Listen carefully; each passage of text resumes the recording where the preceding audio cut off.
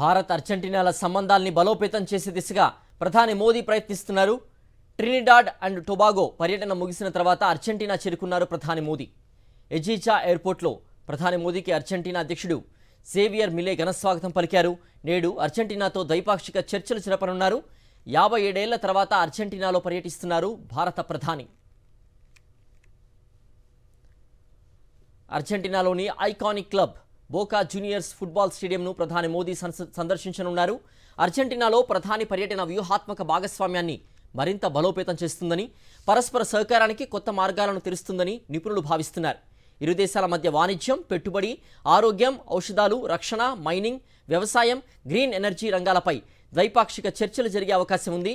గతంలో ఈ ఇద్దరు నేతలు 2024లో జరిగిన G20 శిఖరాగ్ర సమావేశంలో కలుసుకున్నారు. ఈ 5 దేశాల పర్యటనకు ముందు ప్రధాని మోదీ అర్జెంటీనాను లాటిన్ అమెరికాలో కీలక ఆర్థిక భాగస్వామిగా, G20 సమూహంలో సన్నిహిత సహకారిగా అభివర్ణించారు.